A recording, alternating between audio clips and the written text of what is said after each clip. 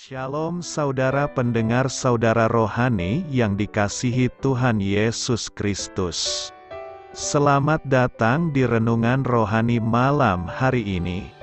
Selamat malam, saya berdoa agar saudara sehat selalu.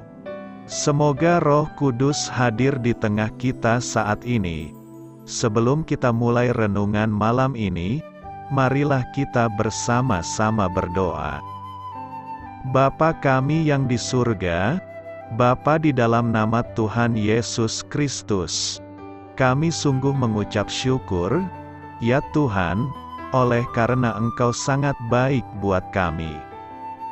Engkau ada bersama kami dan menopang hidup kami di siang hari dan di malam hari. Engkau ada bersama-sama dan menyertai kami.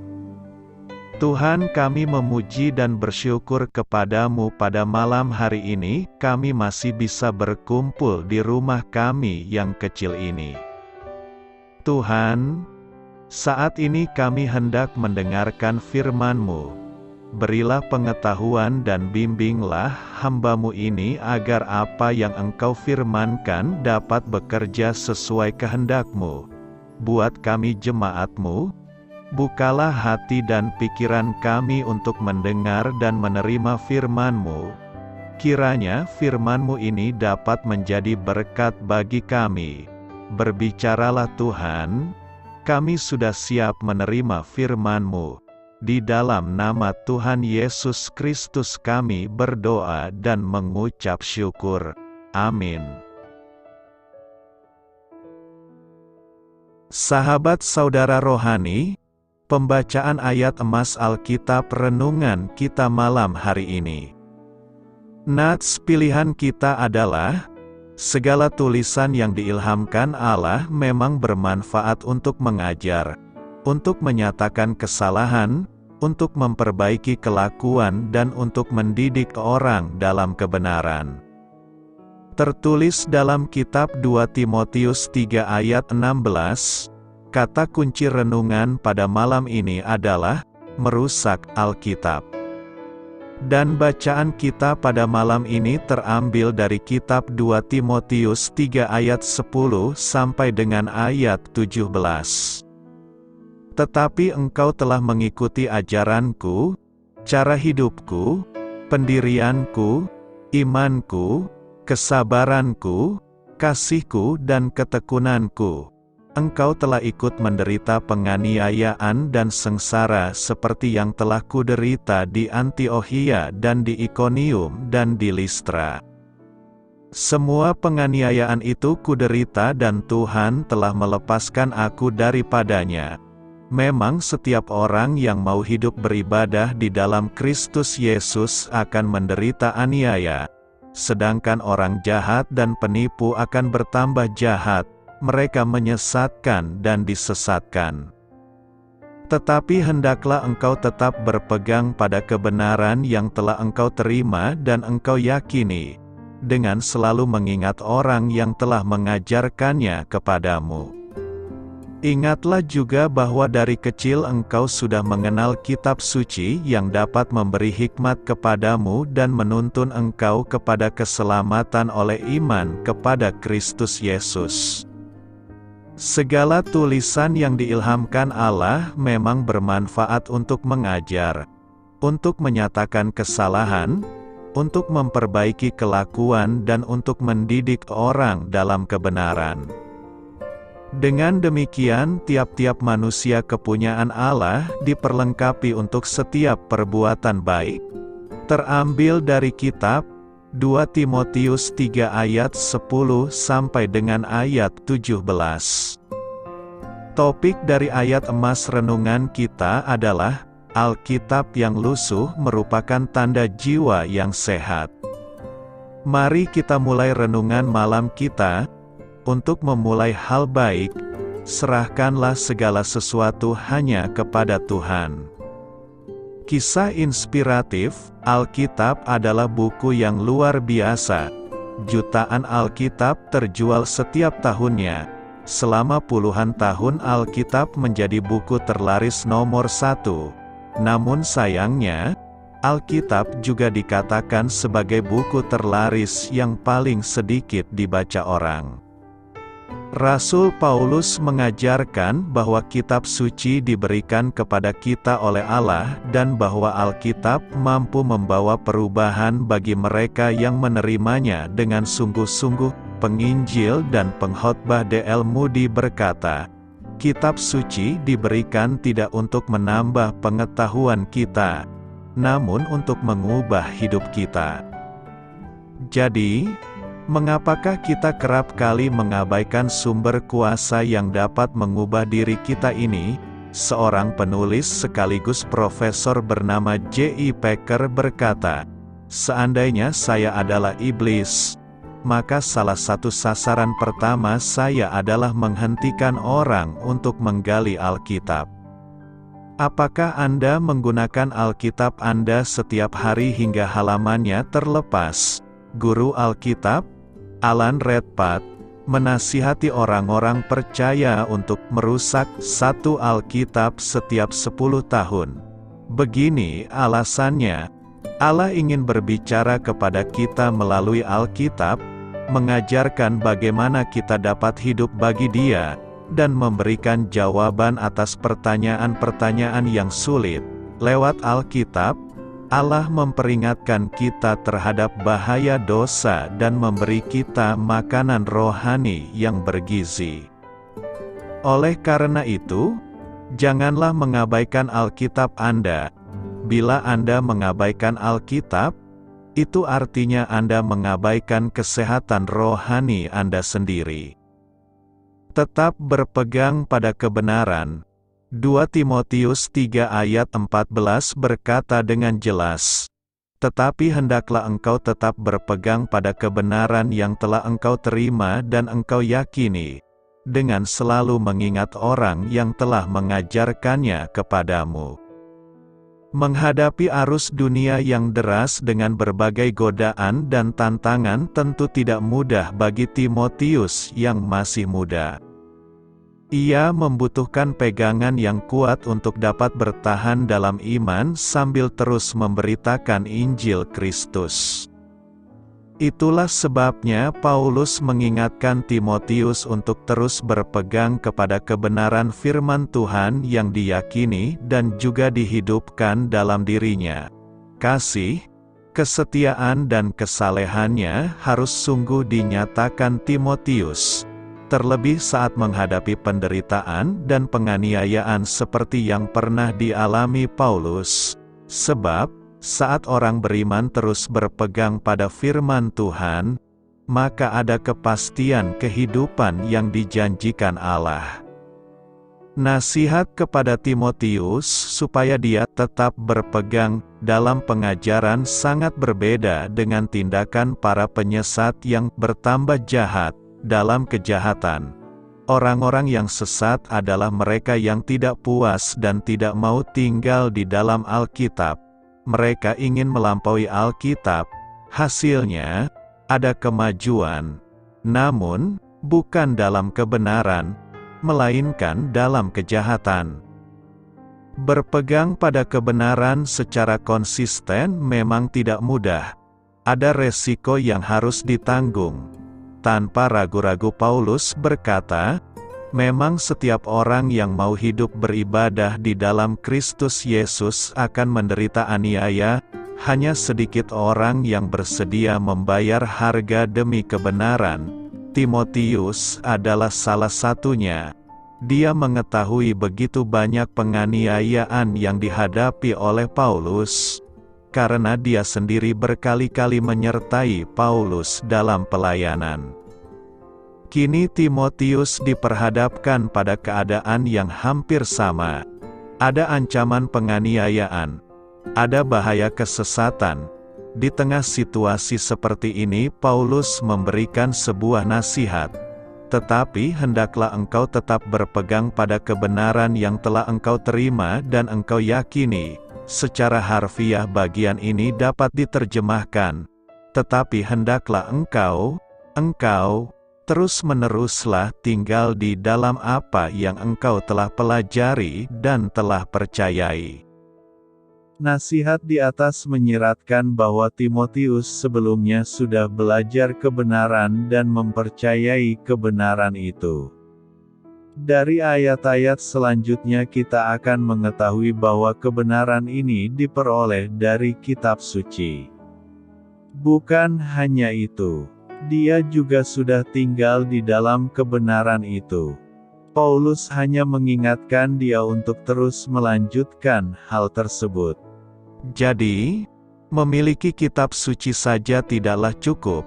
Membacanya dalam ibadah saja juga tidak memadai. Kitab suci perlu dipelajari. Ada kedisiplinan yang dituntut. Sesudah itu, apa yang sudah dipelajari juga perlu untuk dipercayai. Pembacaan kitab suci secara seksama bukan sekadar pemuas rasa ingin tahu atau penambahan pengetahuan. Pembelajaran firman Tuhan seharusnya berujung pada pengokohan iman.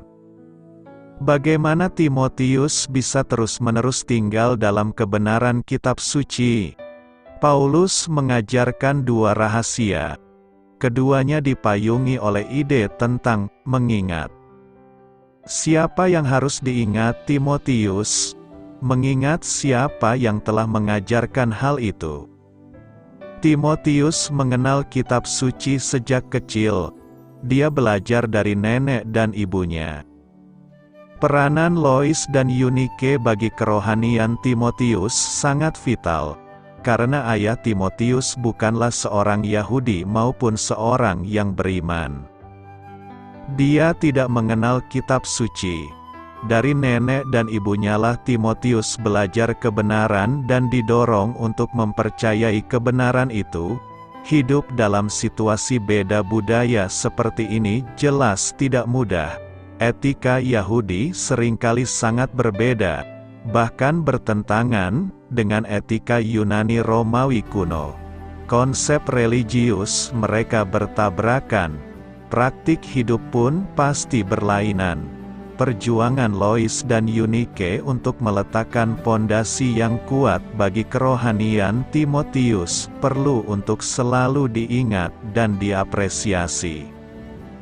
Selain Lois dan Eunike, Timotius juga perlu mengingat Paulus. Ketika Timotius beranjak dewasa, dia mengikuti Paulus dalam pelayanan. Perjalanan misi ini juga merupakan sebuah proses pembelajaran bagi Timotius. Dia sudah berhasil meneladani gurunya, seperti yang dikatakan, "Tetapi engkau telah mengikuti ajaranku, cara hidupku, pendirianku, imanku, kesabaranku, kasihku dan ketekunanku."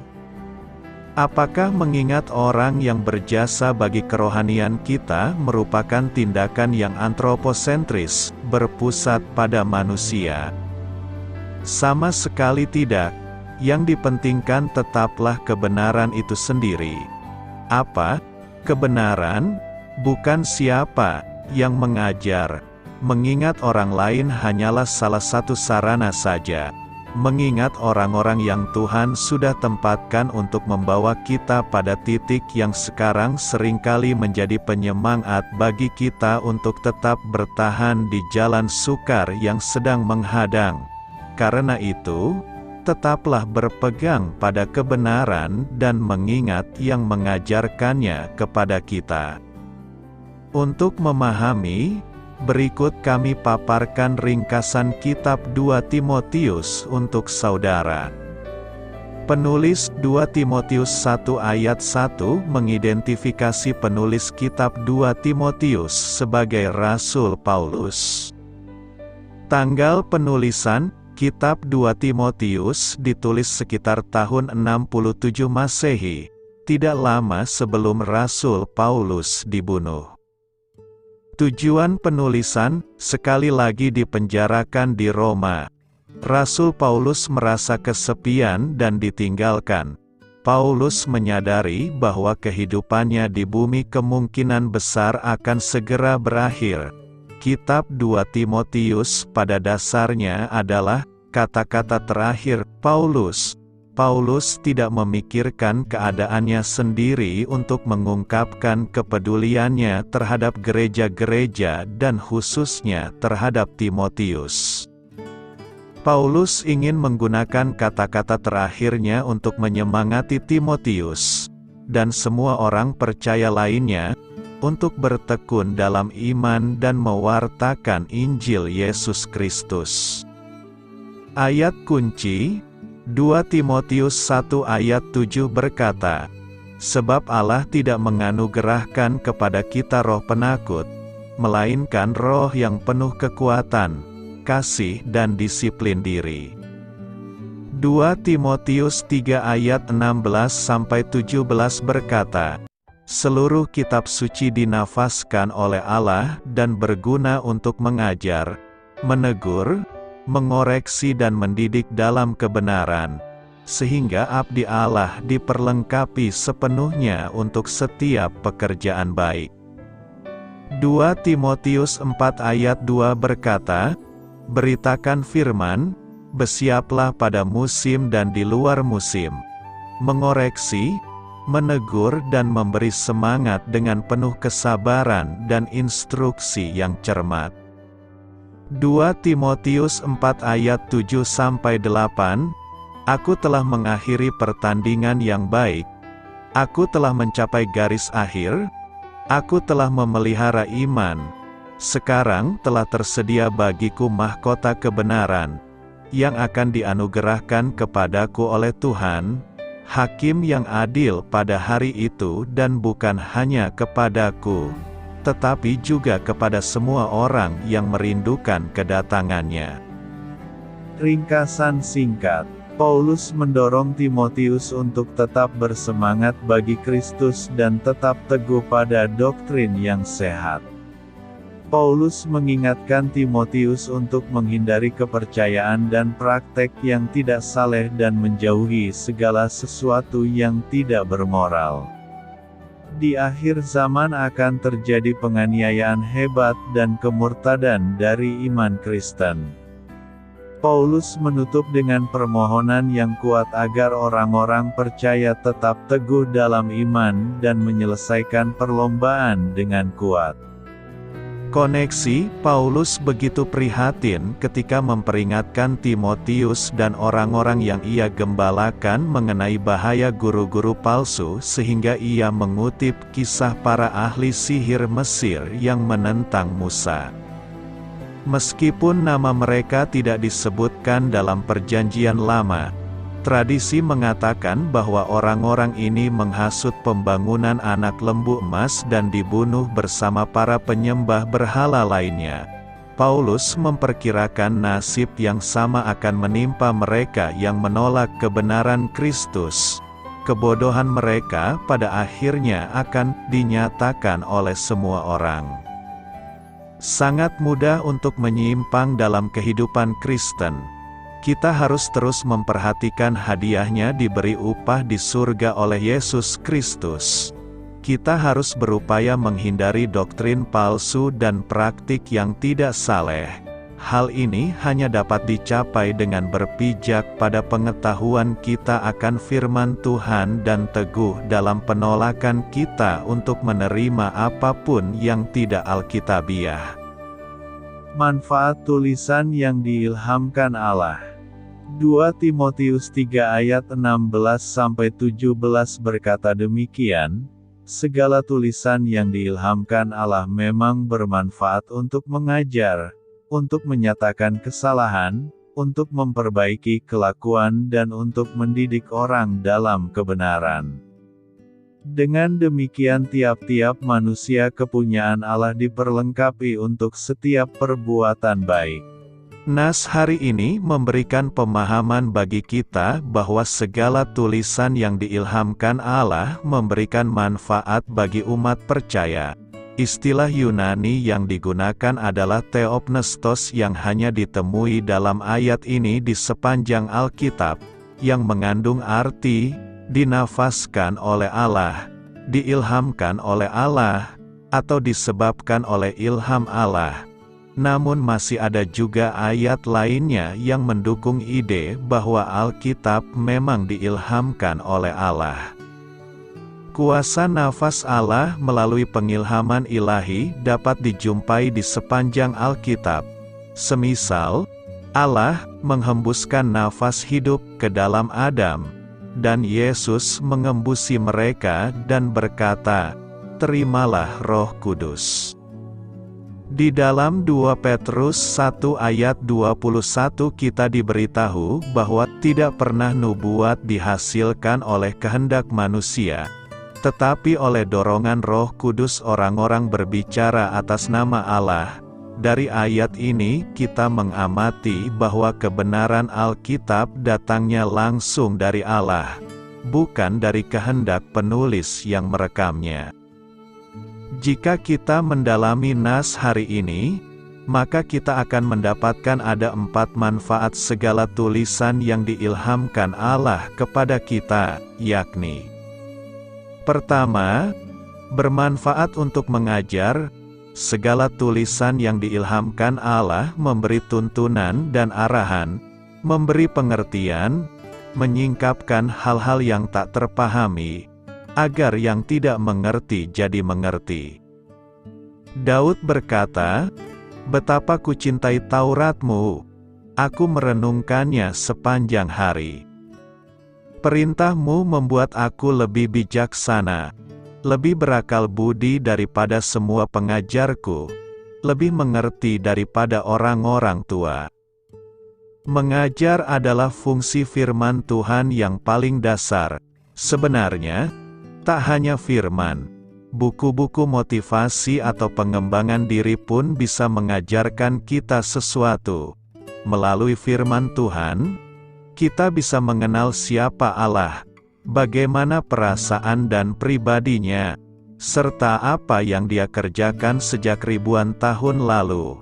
Firman juga memberi gambaran tentang karakter manusia, kebenaran ilahi, sejarah keselamatan, dan masih banyak lagi.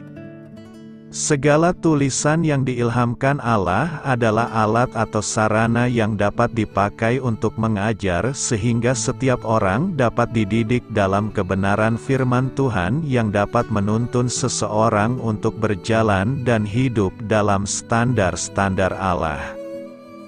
Dengan demikian, kehidupan orang tersebut dapat berkenan kepada Allah.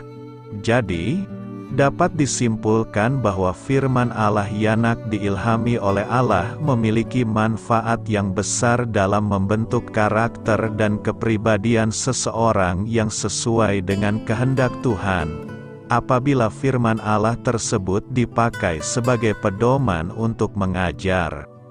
Kedua, untuk menyatakan kesalahan. Segala tulisan yang diilhamkan Allah menyadarkan kita akan kesalahan-kesalahan kita. Betapa banyak orang Kristen ketika ditegur oleh firman Tuhan bukannya sadar tapi malah marah. Semakin kita tekun membaca dan merenungkan firman Tuhan, semakin kita seharusnya mempunyai panca indera yang terlatih untuk membedakan yang baik daripada yang jahat.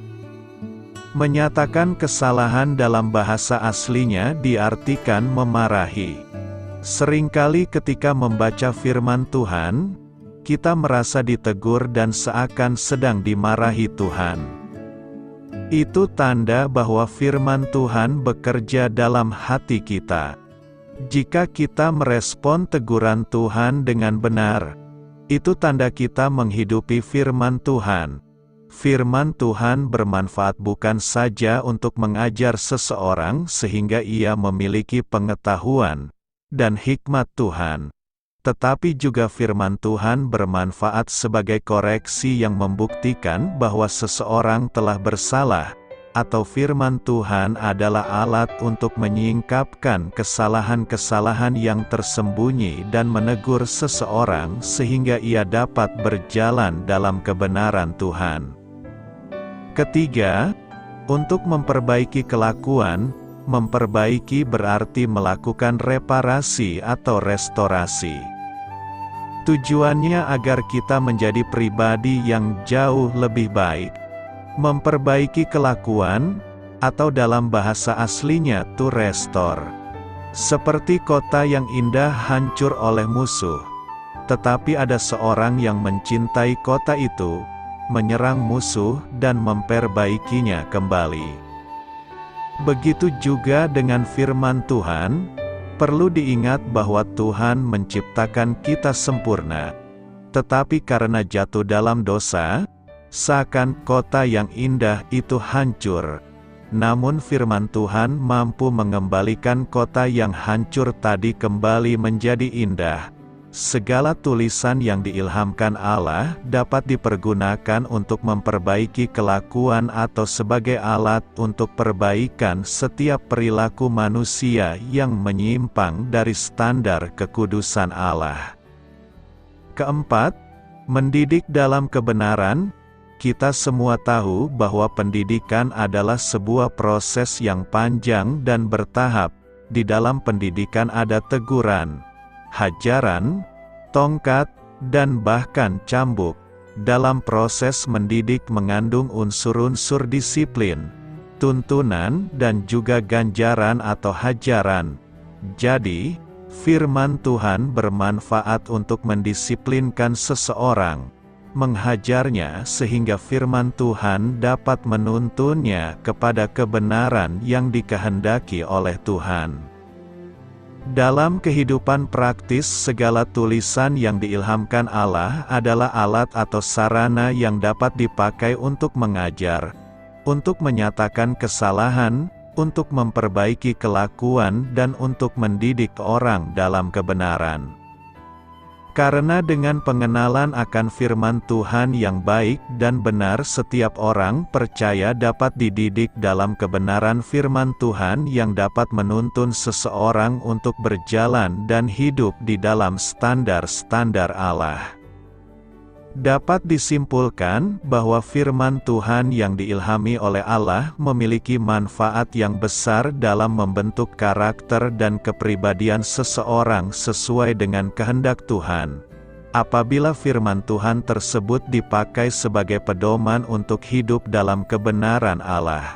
Karena itu, pergunakanlah semua tulisan yang diilhamkan Allah kepada kita agar kita dapat memperoleh ajaran, teguran, perbaikan, dan kebenaran ilahi. Apakah artinya bahwa Alkitab diilhamkan oleh Allah? Di dalam 2 Timotius 3 ayat 16, Paulus berkata, segala tulisan yang diilhamkan Allah memang bermanfaat untuk mengajar, untuk menyatakan kesalahan, untuk memperbaiki kelakuan dan untuk mendidik orang dalam kebenaran. Istilah Yunani theopnestos hanya ditemui dalam ayat ini di sepanjang Alkitab, yang mengandung arti, dinafaskan oleh Allah, diilhamkan oleh Allah, atau disebabkan oleh ilham Allah. Namun masih ada juga ayat lainnya yang mendukung ide bahwa Alkitab memang diilhamkan oleh Allah. Kuasa nafas Allah melalui pengilhaman ilahi dapat dijumpai di sepanjang Alkitab. Allah menghembuskan nafas hidup ke dalam Adam dan Yesus, mengembusi mereka dan berkata, terimalah Roh Kudus. Di dalam 2 Petrus 1 ayat 21 kita diberitahu bahwa tidak pernah nubuat dihasilkan oleh kehendak manusia, tetapi oleh dorongan Roh Kudus orang-orang berbicara atas nama Allah. Dari ayat ini kita mengamati bahwa kebenaran Alkitab datangnya langsung dari Allah, bukan dari kehendak penulis yang merekamnya. Petrus menyebut bahwa Paulus menulis menurut hikmat yang dikaruniakan kepadanya, dan jika diabaikan hanya akan berakibat buruk bagi para pembacanya. Alkitab datangnya dari Roh Kudus, yang mengajarkannya pada kita melalui, dengan perkataan yang bukan diajarkan kepada kami oleh hikmat manusia, tetapi oleh Roh. Faktanya, Para orang percaya di Berea mengkonsultasi firman Allah yang diilhamkan demi membenarkan ajaran yang disampaikan oleh Paulus. Setiap hari mereka menyelidiki kitab suci untuk mengetahui apakah semuanya itu benar demikian. Iman adalah lensa yang melaluinya seseorang menerima dan menghargai nilai firman Allah yang terilhami. Tetapi manusia duniawi tidak menerima apa yang berasal dari Roh Allah, karena hal itu baginya adalah suatu kebodohan, dan ia tidak dapat memahaminya, sebab hal itu hanya dapat dinilai secara rohani. Manusia rohani adalah seseorang yang dikaruniai iman supaya jiwanya selamat. Ibrani 11 ayat 1 berbunyi, iman adalah dasar dari segala sesuatu yang kita harapkan dan bukti dari segala sesuatu yang tidak kita lihat. Ada kebenaran di dalam Injil yang diungkapkan oleh Allah di dalam Alkitab.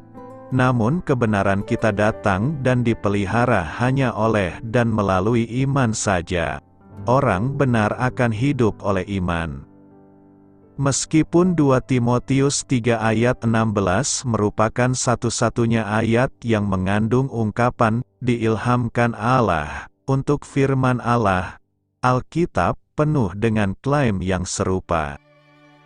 Kenyataannya ialah bahwa ungkapan ini juga merupakan kata-kata Allah yang mengingatkan kita bahwa kebenaran dan kasih-Nya yang dapat menuntun kami di dalam kehidupan ini dapat ditemukan di dalamnya. Sama halnya mungkin saja Rasul Yakobus sedang berbicara mengenai sifat Alkitab ketika ia menyatakan, setiap pemberian yang baik dan setiap anugerah yang sempurna, datangnya dari atas, diturunkan dari Bapa segala terang, padanya tidak ada perubahan atau bayangan karena pertukaran. Selamat beristirahat malam dalam kasih setia Tuhan. Doa saya menyertai saudara sekalian, mari bertumbuh dalam iman bersama saudara rohani. Saya memberkati Anda agar sewaktu Anda mencarinya dari Dia, Bapa Surgawi Anda akan memberikan bagi Anda roti harian Anda. Dalam nama Yesus Kristus, Tuhan yang berkuasa atas alam semesta dan menuntun kita kepada iman yang menyelamatkan, Tuhan Yesus menyertai senantiasa. Terima kasih sudah berkenan mendengarkan renungan malam saudara rohani. Tuhan memberkati. Amin.